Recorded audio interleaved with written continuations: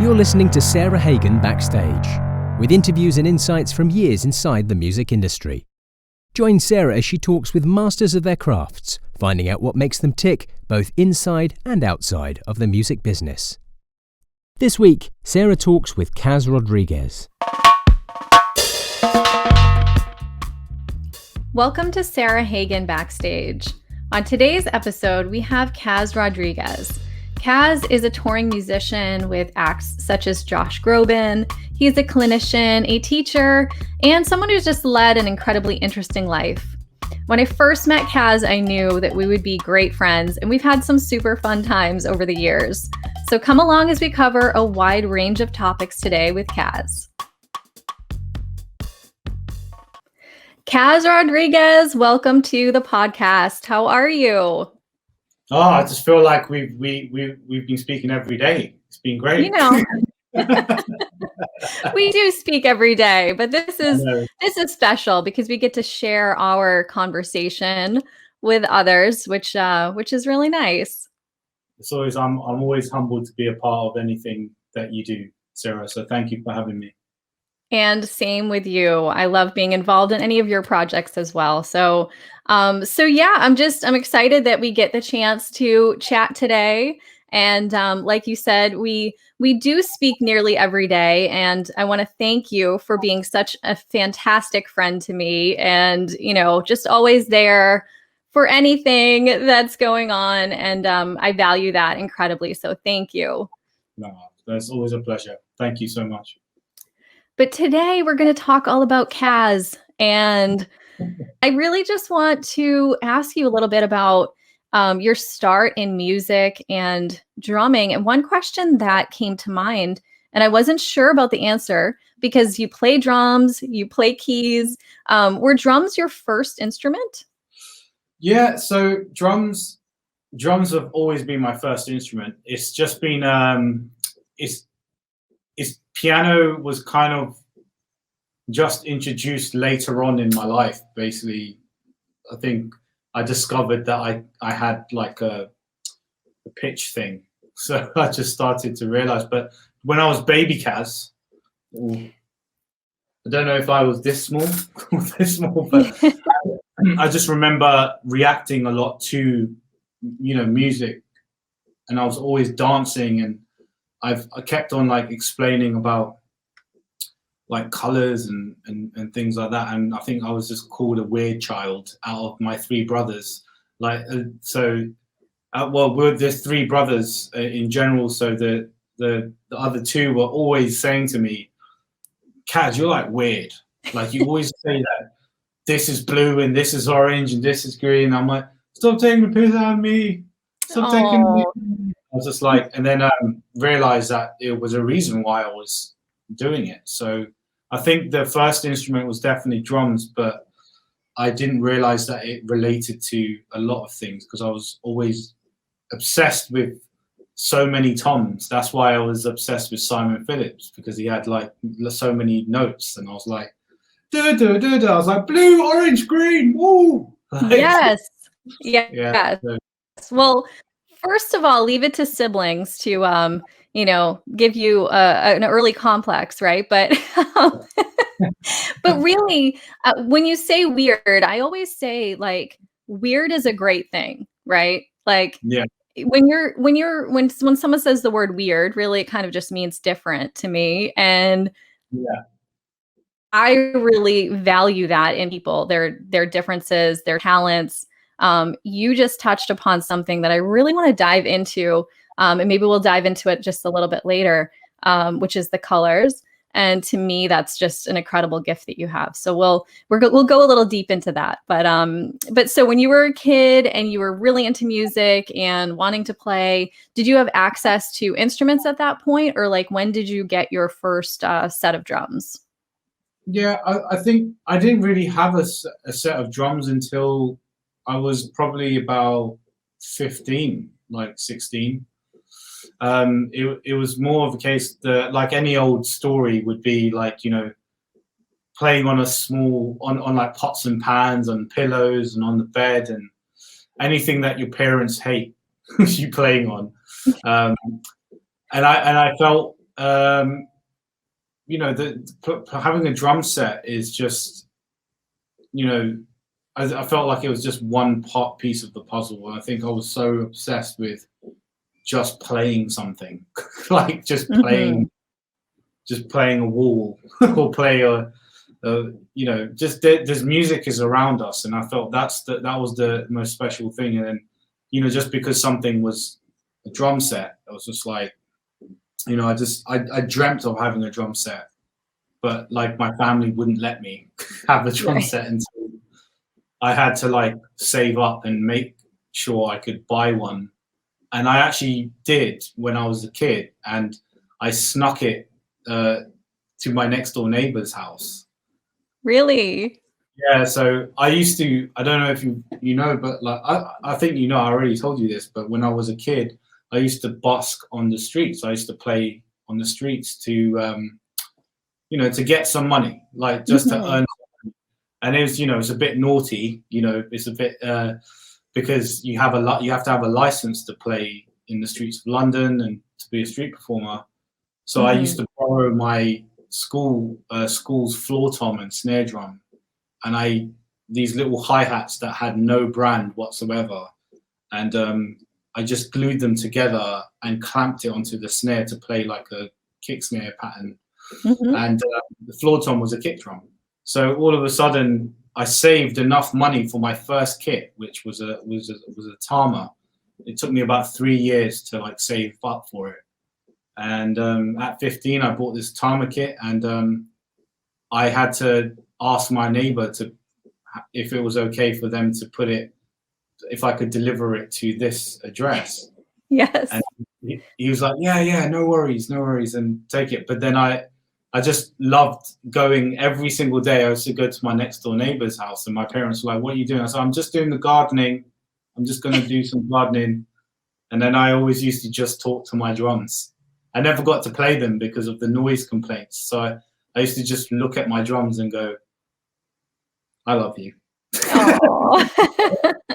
You know, yeah, you know, that kind of speaks to like the resiliency of musicians who are really into music and making music and will kind of do anything it takes to make that happen. So, you know, saving up money when you're a kid, I'm sure, you know, busking on the street wasn't easy all the time.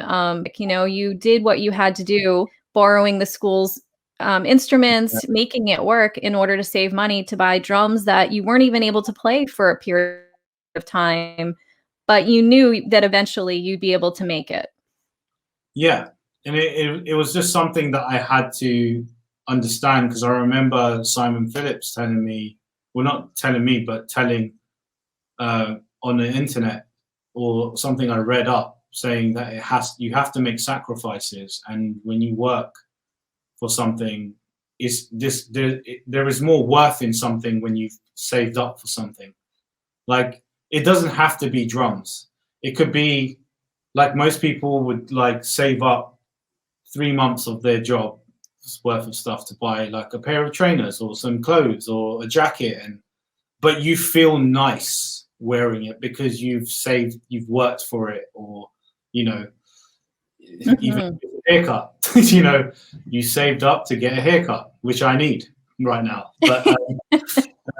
But everything is worth more by saving up for something that you've rewarded yourself from hard work, and that's something I've always lived by since I was a kid. So I will never change that. Never change that. I agree. Absolutely. Yeah. I think that's an important lesson. Just the value of things, and knowing that you worked hard for it, and it makes you work even harder toward your goals. And you've always worked really hard toward your goals. And I love that you said that, you know, something Simon Phillips said out on the internet, you know, influenced you and supported you. And you list Simon as one of your, you know, one of the people that you look up to, and you look toward, and sound wise as well. And I know that there are others out there. And in present day, I feel like you're always finding drummers, new drummers that are coming up. You do a lot of mentoring, which is amazing. Yeah.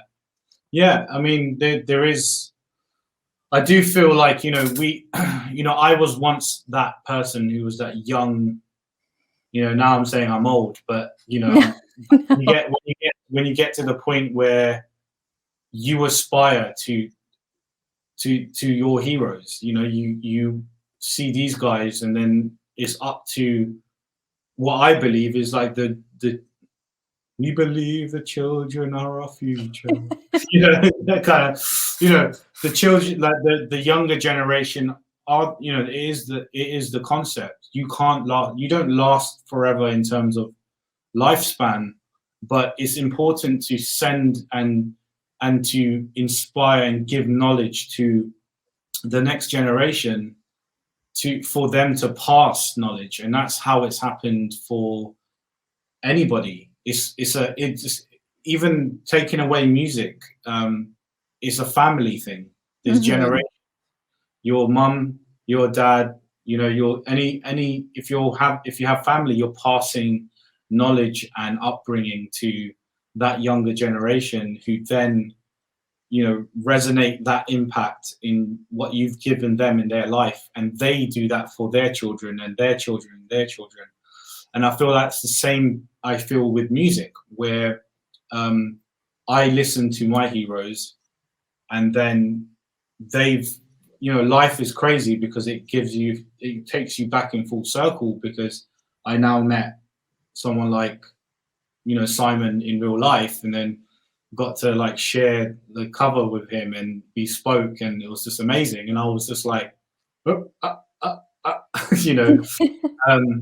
that's how it worked for me as well, especially with like friendships and people like I've met throughout my career. I've learned, I still am learning, and I love that. Like that's such an amazing thing to do. When where I am in my career right now is I'm so fortunate to do what I do.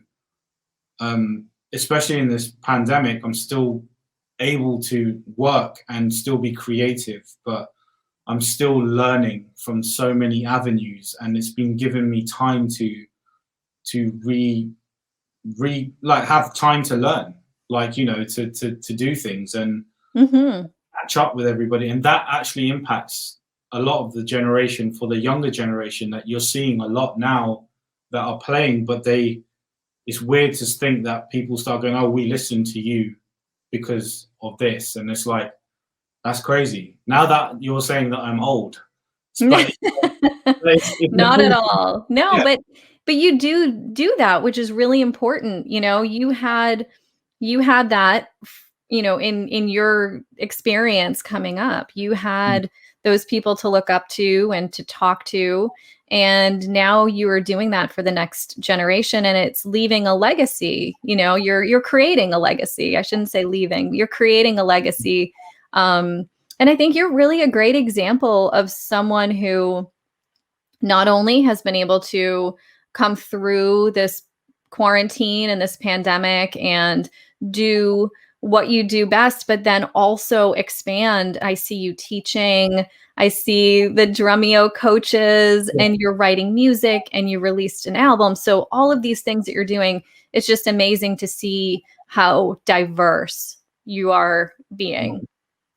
Thank you. It's been I feel like there are times where sometimes we forget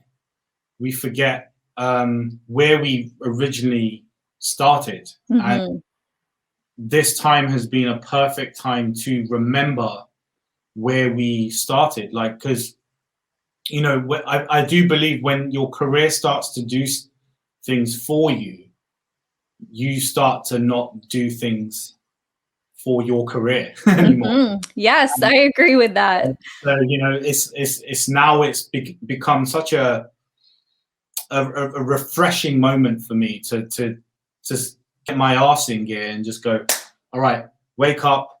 You got to come to the studio. You got to write a song. because I remember now, like all the stuff that I have here now, it's like I started from a small keyboard in my bedroom, writing music, wanting to share it to the world. And now I'm so fortunate to have this stuff that, you know, I may not have like the most, you know, fancy schmancy studio, but everything that I have that allows me to be who I am, it's really a like you know, it's a thing I never take for granted. And it's just that I can put some work into it and know that there is a reward coming from that.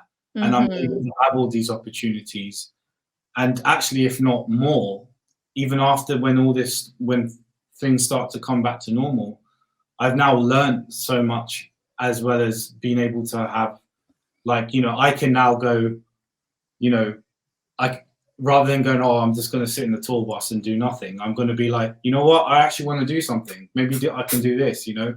I don't feel like fatigued as much, because it's really put everyone in this health perspective, but also a mental perspective, of in a health perspective in our mental side as well, where we have to put a little bit of work in now. And it's nice to think that when we're back in the day, you know, like I now remember when I was 16 what I was doing to try and like do something, you know. Right. I think, you know, this whole experience with COVID and the quarantine and, you know, live touring being on hold, it's kind of pressed a little bit of a reset button, I think, in a lot of our lives, and made us reassess, you know, what we're doing and where we're going, and our futures. And we had a great conversation. I remember just talking about how, like, you know, now it's time to hustle and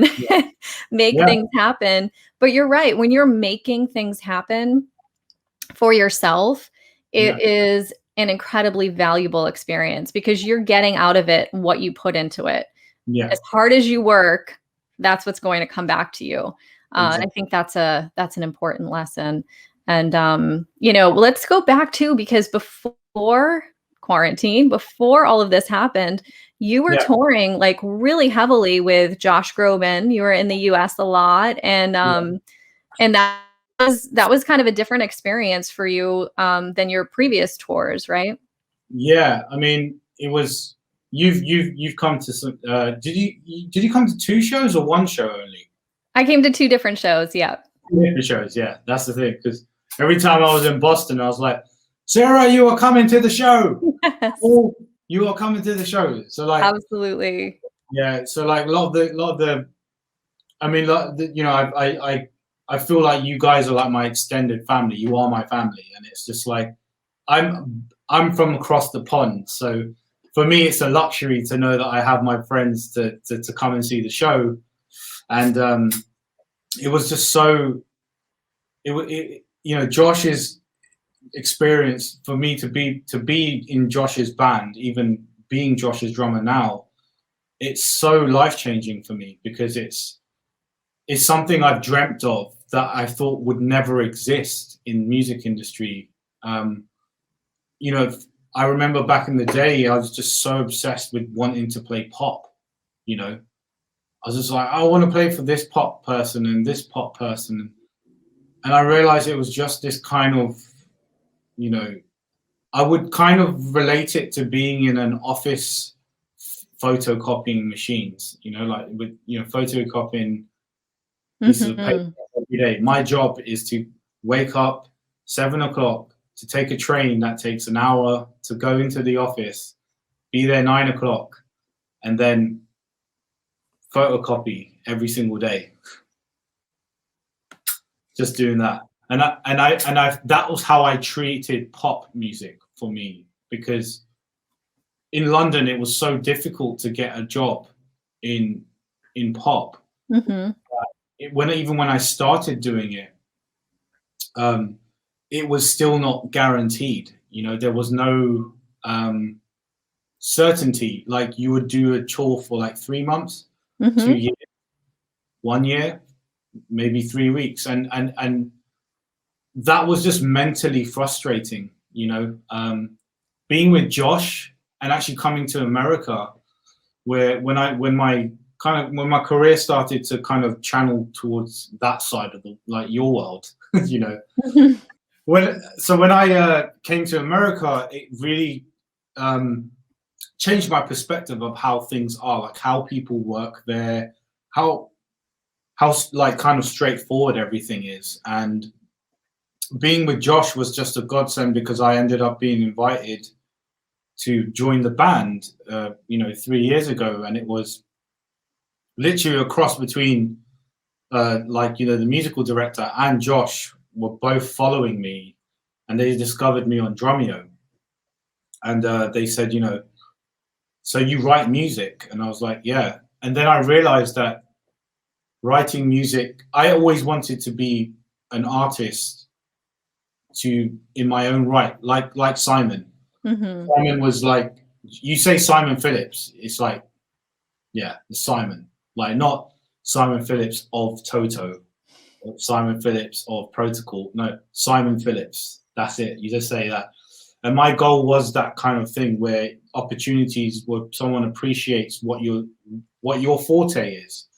Josh and Tara Kakoni, an amazing musical director who you met, Josh, they valued my songwriting and my playing as well, where I used my concept of how I do things, and you know, it changed my life, like job wise, and actually I was so grateful to be in the stateside all the time after that. You know, it was weird to just call you guys all the time and going, hey guys, I'm coming over now. I'm coming over. And I'm like, let's hang. And even throughout the craziest of times, you know, like that you guys were so busy, you still came to see the show. We would not miss it. No, we would never miss it. And we would always joke with you when you said, oh, the tour's starting back up and I'm coming over. And we would say, oh, good, you're coming home. You know? Yeah, I felt like I converted half American after right. Yeah, half American.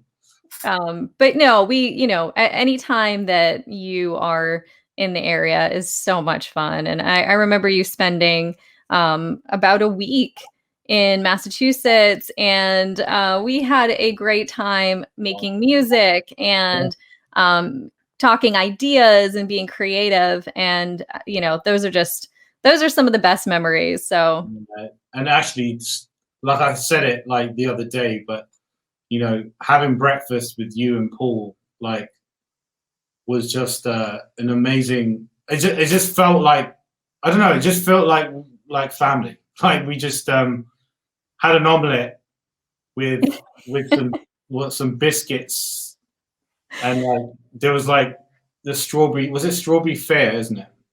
Strawberry Fair, yes. For anyone who happens to be in the Norwell, Massachusetts area, we're talking about this restaurant, Strawberry Fair, and it's like this converted, you know, older home converted into this restaurant. It's just the most indulgent, wonderful comfort food ever. They actually have cornbread French toast, which is like incredible. So yes, check out Strawberry Fair if you're in Massachusetts anytime soon.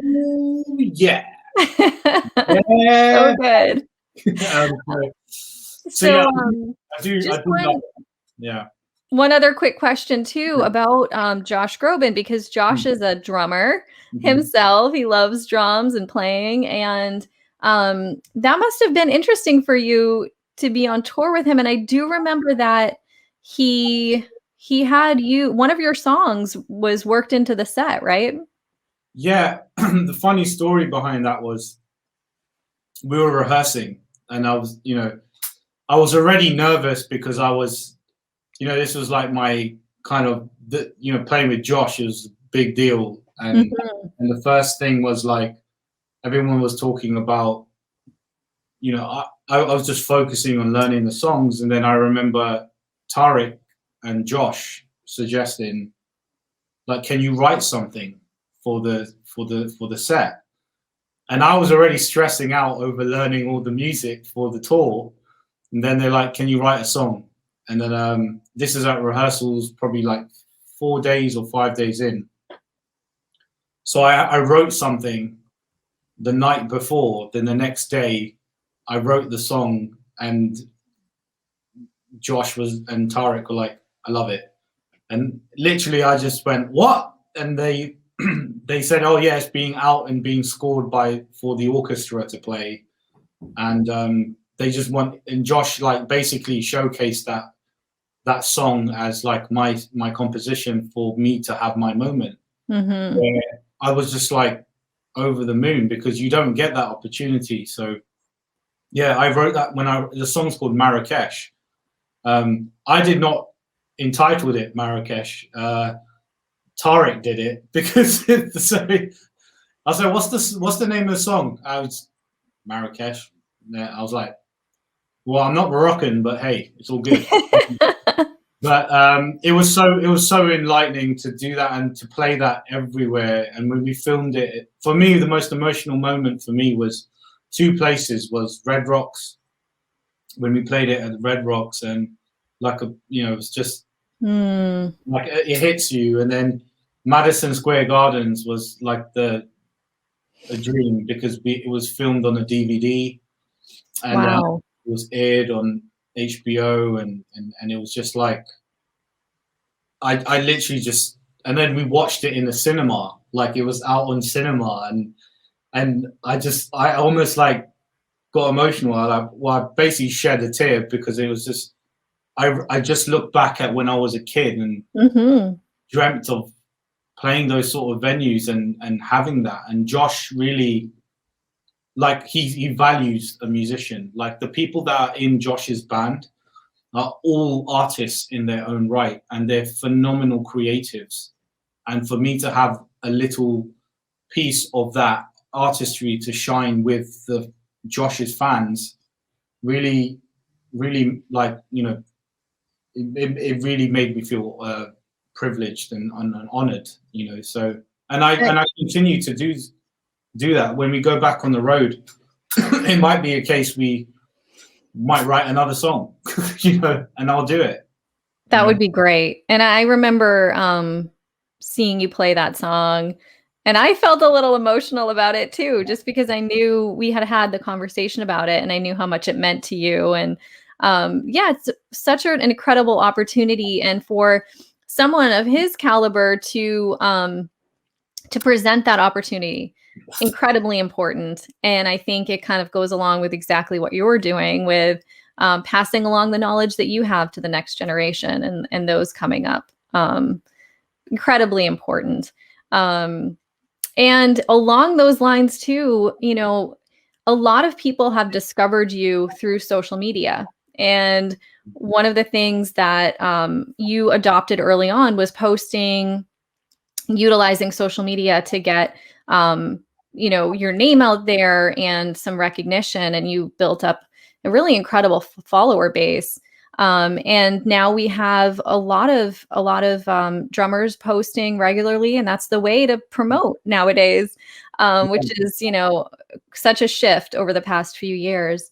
Yeah. So one thing that I was recently talking with Sarah Thawer about, a mutual friend of ours, Sarah. We were just talking about like the negativity that you can encounter. And so that's one of the things I wanted to talk to you about. Like, how do you handle that? Are you able to just kind of brush it off? And what advice do you give to those coming up?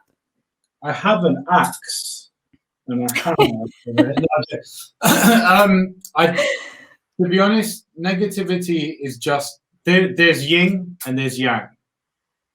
It's what balances you and how you deal with things. And I personally have dealt with that, and still people today, it doesn't matter what drummer, like I even for a fact can say on behalf of every drummer who's even up there, the crip of the crop, would still have negativity.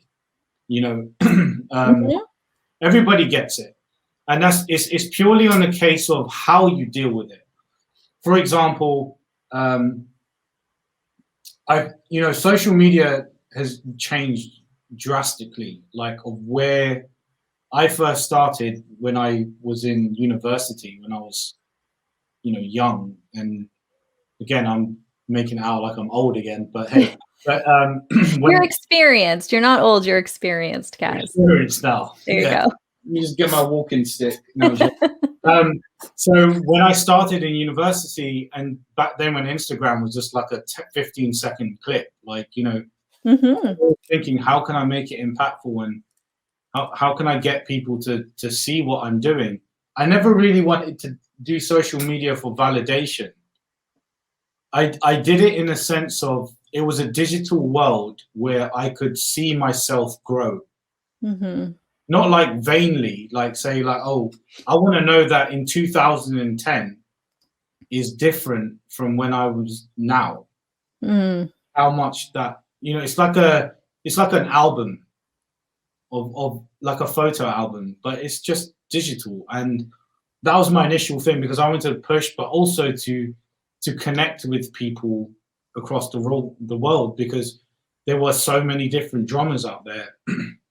And I do feel like the negativity has grown massively for like the negative people. I mean, like, have come Mm-hmm. like a storm, like, worse than a virus, basically. Right. Because they do that, I think, for two reasons. One, because they think that maybe drummers like us that have worked to get to where we are, they think that it's just like this. We've done it like that. They don't realize the story. They don't understand what we've been through, and we've gone through negativity, and we've learned how to accomplish that. And I think the only simple answer for that is to just be positive back.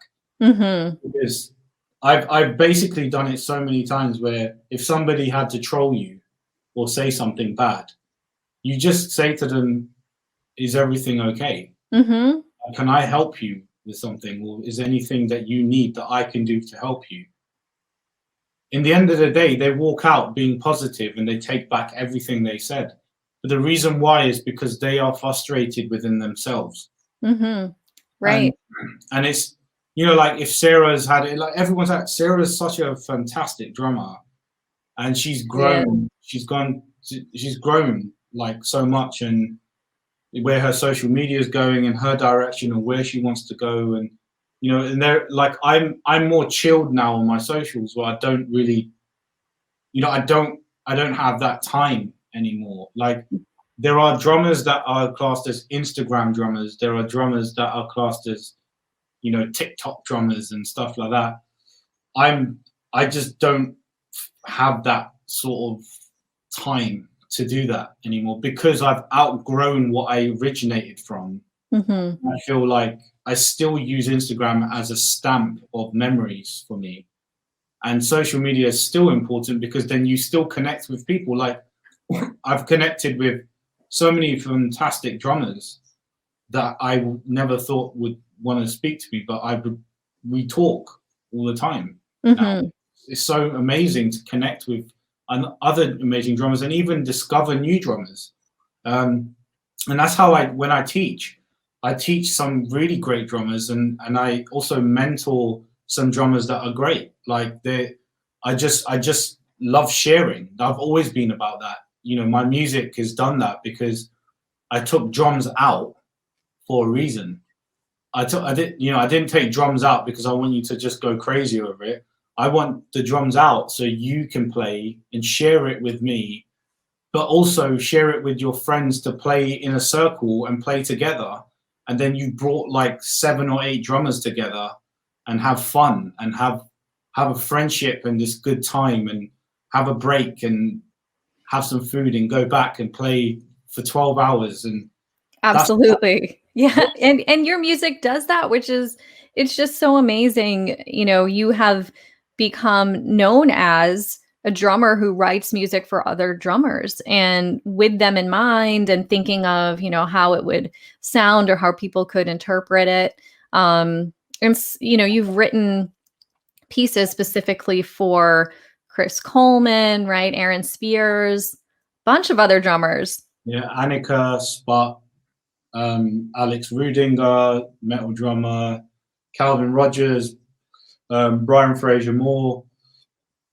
There's like tons, but I think the main thing as well is just, you know, styles are not my my music is about bringing every style of drummer, every genre of drummer together. Mm-hmm. I feel we're such a separated, you know, territories where people are just so separate. Like, I'm a metal drummer, I'm this drummer, I'm this drummer, Mm-hmm. and people just want to be. It's like politics. It's like countries.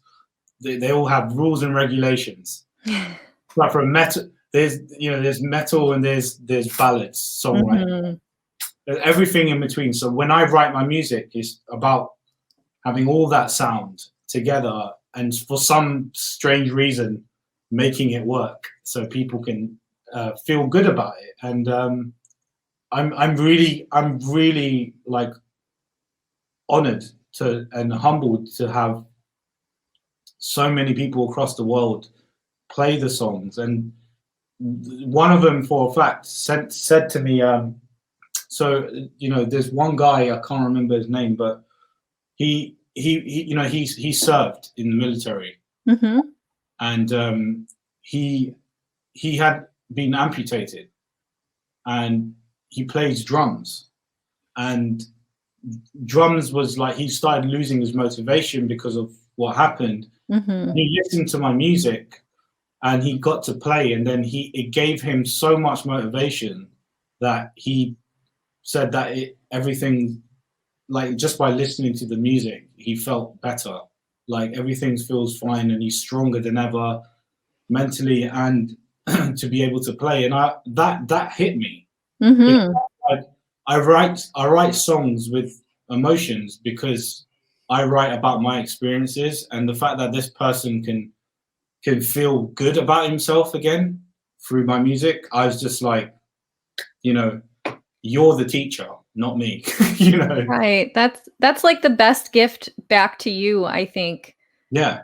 You know, Yeah. knowing that you're changing, you know, music changes people's lives anyway, but like your Yeah. specific music is bringing someone back to something that they love and, you know, Yeah. that they're passionate about, which is just, it's just amazing.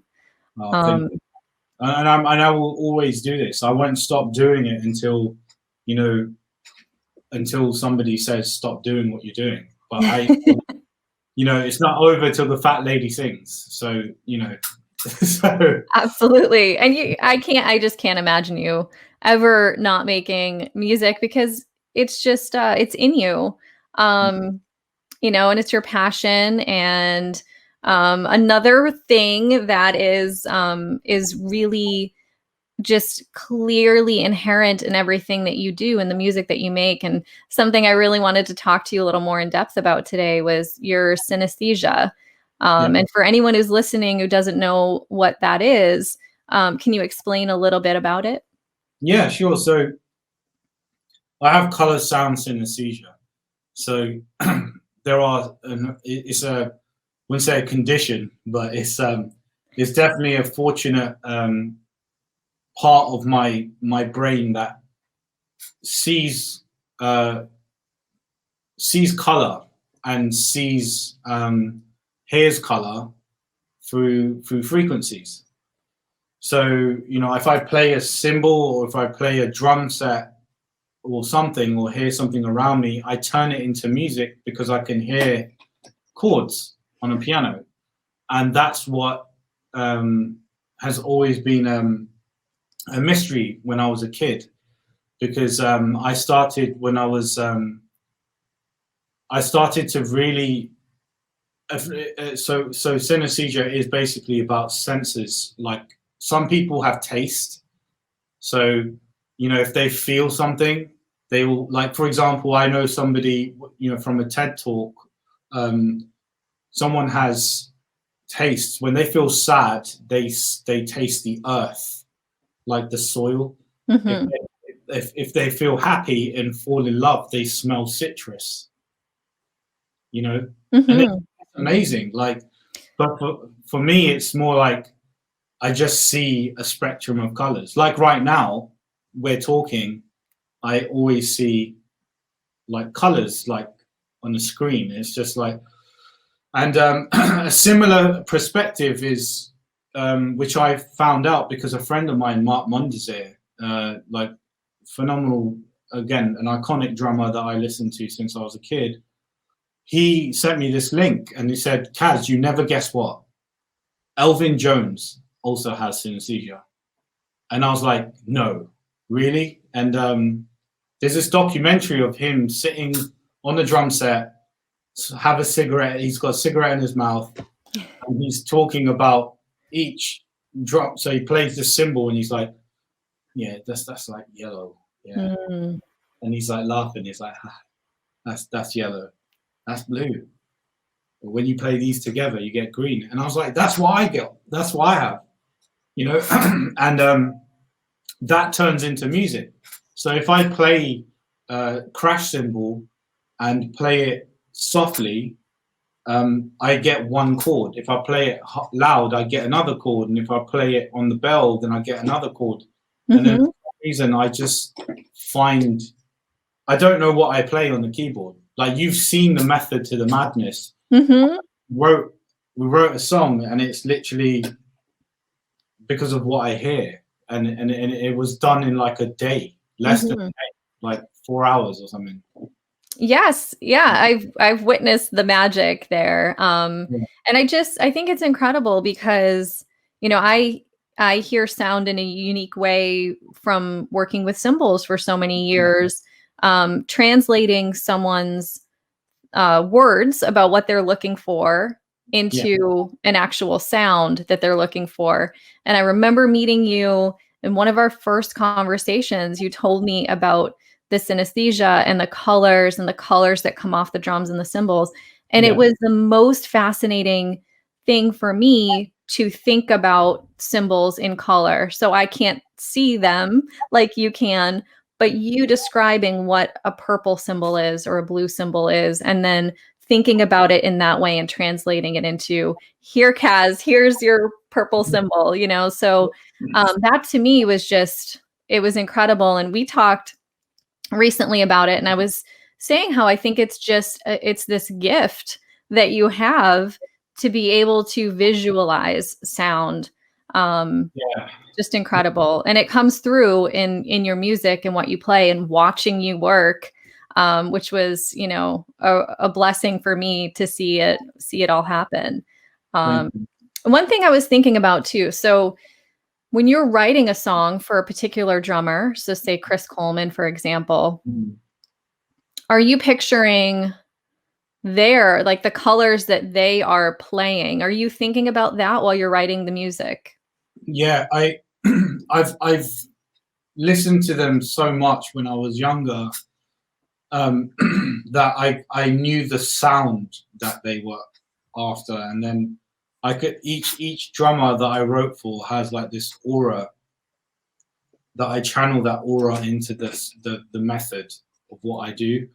It's so hard to explain, but it's like it's like saying I don't know, like it's just one of those things where you just know, like and it's because you're so used to it.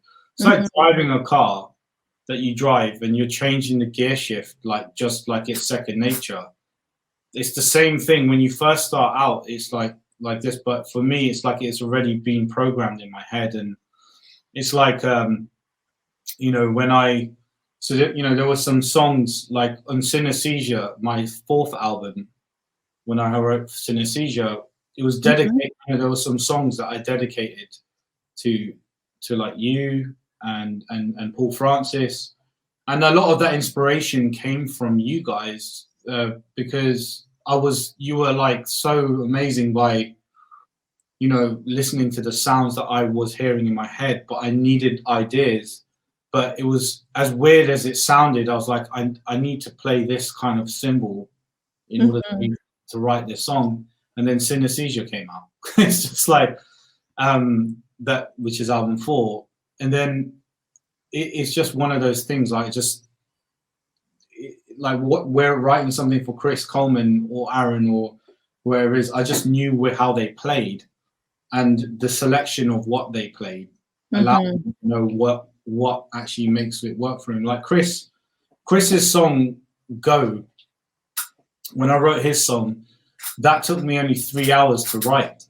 Like, and when I sent it to him, he had no notes. He's like, I feel like I've played this before.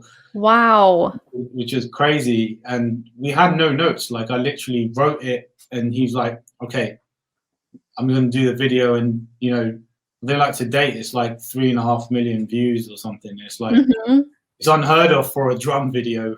But like, you know, to see that was amazing, because it's not a cover.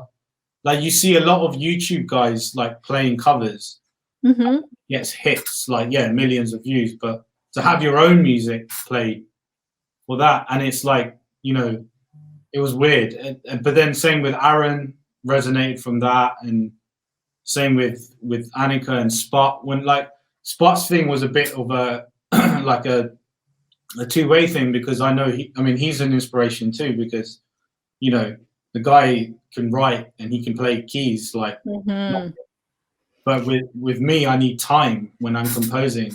When he asked for a song that by me to write for him, and I wrote Stutter for him to play, and it's crazy. The worst thing is, it's like the ones that I write for the artists are the ones that the people always want to grab off me. They're like, I get countless of emails, messages, and like, Kaz, can I have that song? Can I have that song? I'm like, no, it's made for these guys, you know, like, and it's such an empowering thing. Like, to synesthesia has definitely been my guidance. It's like my Jiminy Cricket to writing music. I love it. I you know, it is so fascinating. And I think of music in a kind of a creative way as well. You know, the math involved with it and the structure, yet it's really all about feeling and passion. And I'm drawn to that kind of music, you know, the kind of music that is complex and really makes your brain work in a new way, I guess. Like Tool. Yeah, like Tool. There we go. But I also, you know, I see, it's kind of weird to say, but I see music in things like architecture, the structure of architecture, the math behind it, that's kind of like connects everything. So I like having conversations with you that are more on the like creative side of things, where you're actually feeling, you know, you wrote that song for Chris because you knew him as a person and you knew his music and his style, and you were able to really kind of tap into that to create something that fit with him, to the point where when he heard it, he felt like he had heard it before. And that's an incredible gift. Thank you. It's definitely something I'm really fortunate to be able to help cultivate it, and it's just one of those things where I will always try to learn to better myself from it. And I'm like, you see it in different ways. I believe everyone has it. It's just unlocking it in their own way. I studied architecture just because of my synesthesia as well. So it's funny that you mentioned architecture. So that's incredible. I gave up architecture only because it's a long ass course. Well, and you had other things to do, you know. You had music to write, and you know, you're always pushing yourself forward. You're always, you know, pushing yourself to do the next thing. You recently came out with your latest album, Motions, right? Yeah. In the midst of the pandemic. Yeah. And what is coming up for you? And most importantly, when will you be back? When are you coming back to the US? When do we get to see each other? Potentially this August, because fantastic. Josh has some stuff happening potentially. So I'll fingers crossed everything's okay, so I can come over and start playing. And Yeah, I just want to catch up with everyone. Like, most importantly, music aside, you know, my friends are everything to me. You know, seeing you are such a big part of my life, and Paul Francis, like, you know, and Aaron Spears is like my big brother. Like, I always say it. Every chat we've had, I've always say Aaron. He's probably fed up. Like, stop talking about me, Kaz. Oh, I know Aaron loves you right back. So yeah. I mean, like I said, all those are there's reasons to come back to America because of that. Because, you know, I say it all the time. There's a part of me has found, like, it's so hard for me to, like, I've been so head down doing work, and, you know, the social part of my thing has always been detached. But when I'm with, like, you and Paul, the stories we share, the amazing amount of fun that we all have, and we just, like, laugh about little funny things, or, like, I'll trip over or something and we just laugh it off. And, you know, if something bad happens, we just laugh it off. And just to be able to sit and have dinner and laugh, and and Aaron as well. Like, Aaron, I miss him a lot as well, because he's a massive part of my life, like, since day one. And, you know, he may watch this, he may not watch this, but it's best if he doesn't watch it. That I went through the darkest part of my life when I was 19 or 20 years old. And sometimes I didn't really talk about it as much, but, you know, I was open to it. But I came out of a coma, you know, at a young age. And that's how I was able to, like, connect with the piano a bit more when I started. You know, I was, you know, had no way to walk, so I couldn't play drums. So I had to, like, learn how to do this. But this was another extension of my creativity. And Aaron was the reason for making me do what I do now, because he never gave up on me. And he believes in me still to this day. We talk, like, pretty much as we can. If he's not being a dad, you know, he's like handful with Gus. But, you know, we talk all whenever we can, but we talk about the most important thing, which is life. And that really makes me feel so much better, because I feel like this is what you're used to doing. Like, you're used to doing this, and I'm used to doing this. It's like, when we're out that space, everything matters even more in your life, and makes you appreciate what you have. Like, I would, you know, we message all the time. Like you and Paul, when the Three Musketeers thread, we just send love to each other. We're like, I love you guys. Have a great day. Like, let's, you know, and that's something. It's more rewarding to know that, especially because I'm across the other side. When I'm over there, it's like, you know, we feel this energy that we just feel like, you know, I'm so glad, and I miss you guys. And, you know, people go through so much thinking they're alone, but really they're not. And you're only alone because you're so used to doing the same thing. And, right. But you're not alone. The reality is, you've got friends that you know and love and that care about you are there, wherever they are. And just let them know. Let them know that you're loved and you're cared for. And that's what I do with you, Paul, Aaron, like, all my friends are over there. I just make sure everyone's okay, because I don't forget. And you're always in the thoughts, and that's what keeps everyone going, especially this time, you know.